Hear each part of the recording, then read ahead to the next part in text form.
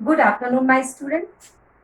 आज हम मनुष्यता कविता को आगे समझेंगे। इस कविता में आपको बहुत मजा आ रहा होगा क्योंकि ये सुंदर कविता है। मैथिली शरण गुप्त ने इस कविता को विद्यार्थियों के लिए इसलिए लिखा क्योंकि वे चाहते थे कि विद्यार्थी इस कविता को पढ़कर अपने जीवन में परिवर्तन लाएं। अब हम कविता को आगे समझते हैं। मनुष्य मात्र बंधु है, यही बड़ा विवेक है।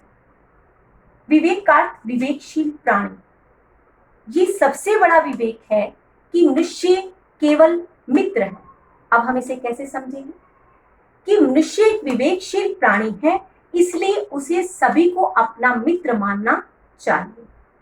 मनुष्य एक विवेकशील प्राणी है, इसलिए उसे मनुष्य को केवल अपना बंधु मानना चाहिए, केवल अपना मित्र मानना चाहिए। पुराण पुरुष स्वयं पिता प्रसिद्ध एक है। पुराणों में ये बात प्रसिद्ध है, सभी का ईश्वर एक है। पुराणों में ये बात प्रसिद्ध है कि सभी का ईश्वर एक है।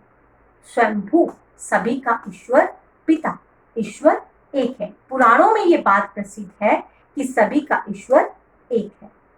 मनुष्य एक विवेकशील प्राणी है, इसलिए सभी को उसे अपना मित्र मानना चाहिए। पुराणों में ये बात प्रसिद्ध है कि सभी का ईश्वर एक है। ये बात सभी जानते हैं कि सभी का ईश्वर एक है, वही संसार को चलाता है।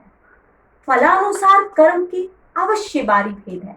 बहुत सुंदर पंक्ति मैथिली शरण गुप्त ने लिखी है कि कर्मों के अनुसार जो मनुष्य को फल प्राप्त होता है उसमें अवश्य बारी अंतर दिखाई देता है। जैसे एक गरीब है और एक अमीर है। हमें ये लगता है कि ये काम तो अच्छे करता नहीं है, फिर भी अमीर है, और ये अच्छे काम करने के बाद भी गरीब। तो यहाँ मैथिली शरण गुप्त कहते हैं कि ये बात सच है कि कर्मों के अनुसार जो मनुष्य को फल प्राप्त होता है उसमें अवश्य बाहरी अंतर दिखाई देता है, जो हमें दिखाई देता है। लेकिन जैसा मनुष्य कर्म करता है वैसा ही उसे फल प्राप्त होता है। परंतु अंतरेके में प्रमाणभूत वेद है। वेदों में ये बात प्रमाणित है, प्रमाणभूत वेद है। वेदों में ये बात प्रमाणित है, अंतरेके आत्मा में परमात्मा है, कि आपके अंदर परमात्मा है, आपको बाहर देखने की जरूरत नहीं है। वेदों में ये बात प्रमाणित की गई है कि अंतरेके आत्मा में परमात्मा है, आपके अंदर ही परमात्मा है, आपको बाहर नहीं ढूंढना है। ये मैथिली शरण गुप्त बहुत अच्छी बात कहते हैं कि हर व्यक्ति को अपने अंदर परमात्मा को ढूंढना चाहिए। उन्होंने ये कहा कि वेदों में ये बात प्रमाणित है कि आत्मा में परमात्मा विद्यमान है। अनर्थ है, ये बुरी बात है कि बंधु ही न बंधु की व्यथा हरे। मित्र ही मित्र की व्यथा को, दुख को हरता नहीं है। ना तो वो सुनता है, ना उसकी व्यथा को हरता है। जो भाई है वो भाई की व्यथा को हरता नहीं है। अर्थात यहाँ सभी व्यक्ति अपने स्वार्थ के लिए जीते हैं।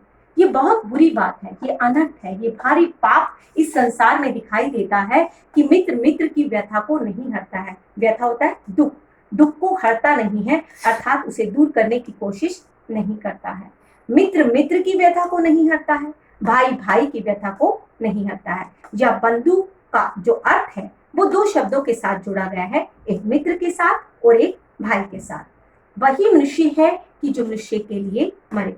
वही मनुष्य कहलाने का अधिकारी है जो दूसरों के लिए परोपकार करता है, जो दूसरों के लिए उपकार करता है, जो दूसरों के लिए करुणा करता है।